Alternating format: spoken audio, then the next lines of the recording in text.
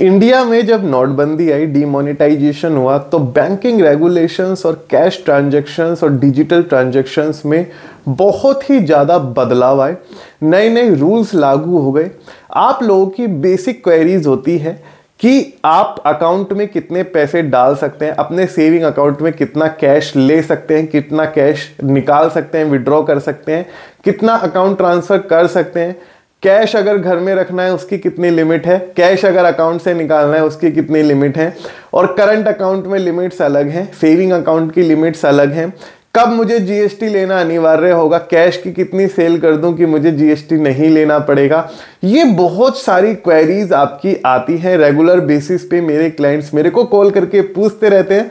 तो आज अपन इस वीडियो में डिस्कशन करेंगे कि कैश की कितनी ट्रांजैक्शन की लिमिट है जो आप सेविंग अकाउंट और अपने करंट अकाउंट में रिसीव कर सकते हैं, कितना विड्रॉ करते हैं, उससे ज्यादा विड्रॉ करने पे आपका टीडीएस डिडक्ट हो जाता है फिर, और आप कितनी लिमिट से मिनिमम लॉ को फॉलो करते हुए लीगली कितना विड्रॉ कर सकते हैं। Hey guys, this Arjun Mittal here, founder and CEO Tax advisory.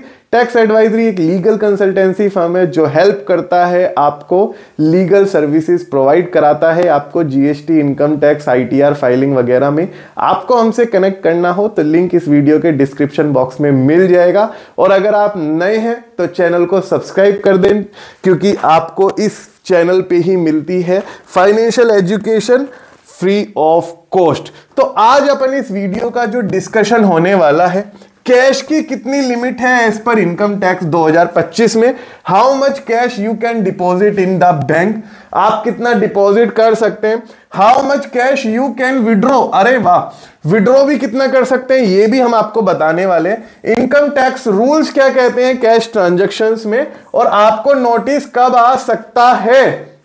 अगर आप ज्यादा कैश निकालेंगे तो आपको नोटिस भी आ सकता है। हाई वैल्यू ट्रांजैक्शंस रिपोर्ट होती हैं, एआईएस में हमें नजर आनी शुरू हो जाती हैं, तो आपको नोटिस से बचने के तरीके भी हम आपको इस वीडियो में बताने वाले हैं। अगर आपको आईटीआर फाइलिंग सर्विसेज चाहिए तो लिंक डिस्क्रिप्शन बॉक्स में आप अवेल कर सकते हैं।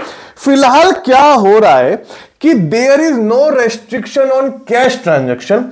कैश ट्रांजैक्शन पे रेस्ट्रिक्शंस नहीं है, लेकिन रिपोर्टिंग होती है हाई वैल्यू ट्रांजैक्शंस को एसएफटी प्रोविजन में।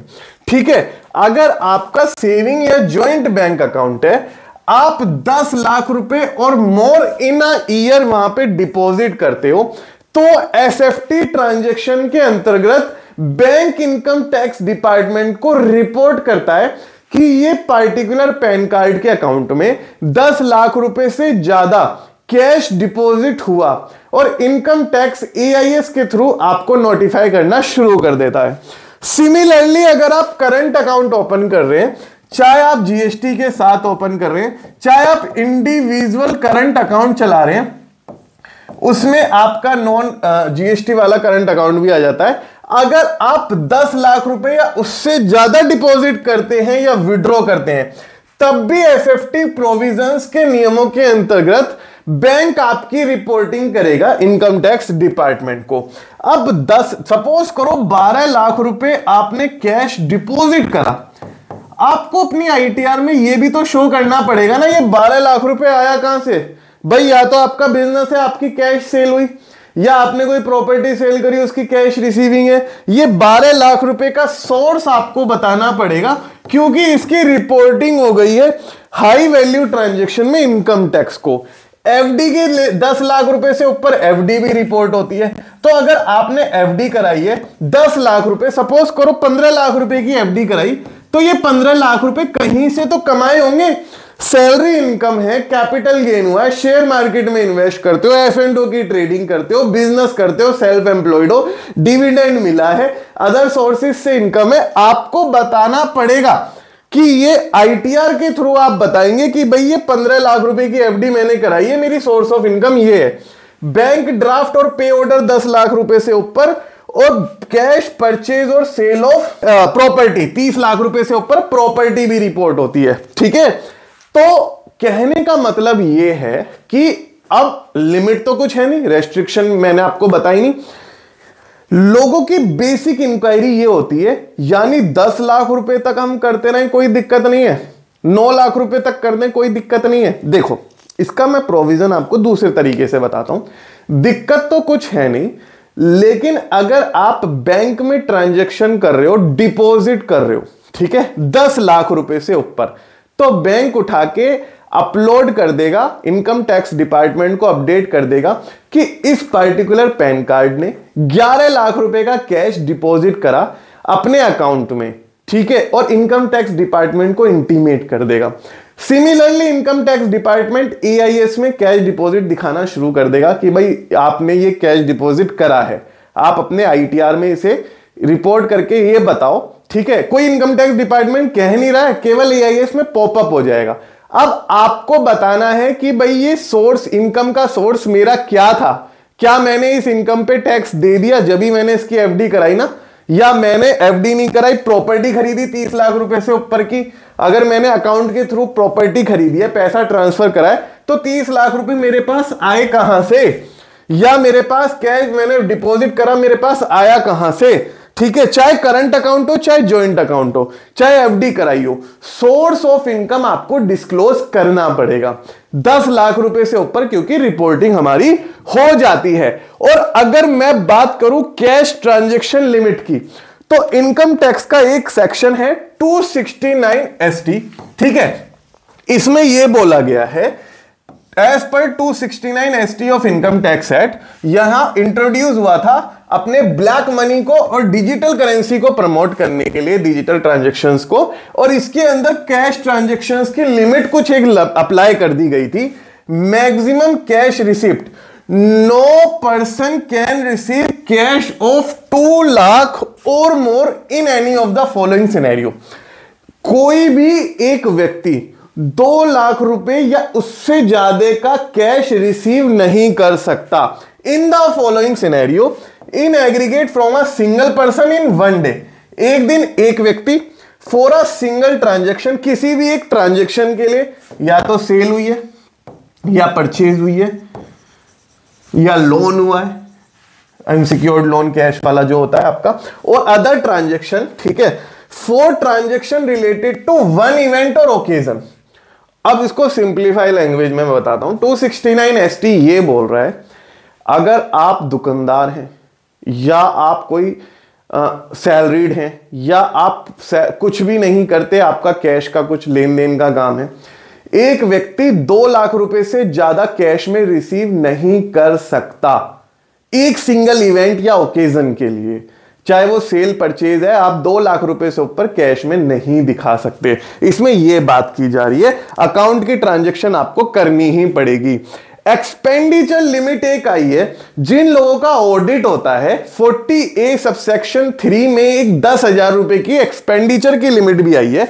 वो लिमिट क्या है, अगर आपका सपोज करो कैश का बिजनेस है, आप लेबर को भी पेमेंट देते हो, आप कई सारी कैश में पेमेंट करते हो, अगर आपकी 10,000 रुपए या उससे ज्यादा पेमेंट एक दिन में सिंगल इंडिविजुअल को एक दिन को अलाउड नहीं है, ठीक है, आप उसे दे तो दोगे, अकाउंट में भी दिखा दोगे, लेकिन इनकम टैक्स डिपार्टमेंट जब ऑडिट होगा उसे डिसअलाउ एक्सपेंस में डाल देगा। Such payment must be made through banking channels, आपको अकाउंट के थ्रू देनी होगी, बैंक ट्रांसफर वगैरह चेक देने होंगे। Special case for payment related to hiring और leasing good carriage the limit is 35,000 रुपए। लेकिन अगर जिन लोगों का ट्रांसपोर्ट रिलेटेड बिजनेस है, वो 35,000 रुपए तक कैश में अपना एक्सपेंडिचर दिखा सकता है, नहीं तो 10,000 रुपए की लिमिट आपके ऊपर एप्लीकेबल है। अब मैंने आपको डिपॉजिट बताया, मैंने आपको एक्सपेंडिचर बताया, एक बार आपको मैं बता देता हूं repayment of loan in cash के बारे में। This section govern the acceptance and repayment of loan in cash, any loan और डिपॉजिट, इसमें अनसिक्योर्ड लोन भी आता है जो हम अपने रिलेटिव से ले लेते हैं, दोस्तों से रिलेटेड है, exceeding 20,000 is prohibited while repayment exceed this limit are restricted under section 269 subsection T। देखो, अगर आपने कैश रिसीव करा है एक पर्सन से, तो 20,000 पर डे की कैश की लिमिट है। कैश पेमेंट एक्सपेंस के लिए 10,000 की लिमिट 40A सबसेक्शन 3 में बताई गई। कैश लोन एक्सेप्टेंस 20,000 रुपए पर लोन, और कैश लोन की रीपेमेंट 20,000 रुपए। अगर आपने कैश में कोई लोन लिया है, किसी साहूकार से लिया है, किसी ज्वेलर से लिया है, तो 20,000 की लिमिट यहां पे एप्लीकेबल है। अब हम बात करते हैं विड्रॉल की। कई लोगों का फोन आता है मेरे पास, कई क्लाइंटों का, कि सर मेरा तो कैश विड्रॉल करने में बैंक गया था और मेरा इन्होंने टीडीएस काट लिया। कैश विड्रॉल पे टीडीएस कटता है, इनकम टैक्स डिपार्टमेंट की एक रूलिंग है जिस पे कैश विड्रॉल पे टीडीएस हमारा कटता है। इसकी लिमिट क्या है? Under section 194N TDS is applicable on cash withdrawal तो 2% टीडीएस हमारा कटेगा 1 करोड़ से ऊपर का कैश विड्रॉल करने में, for those who have filed income tax return. आपने लगातार 3 सालों तक, 4 सालों से आईटीआर भरते हुए आ रहे हैं, 1 करोड़ रुपए तक आप कैश का विड्रॉल कर सकते हो बैंक से इन अ फाइनेंशियल ईयर।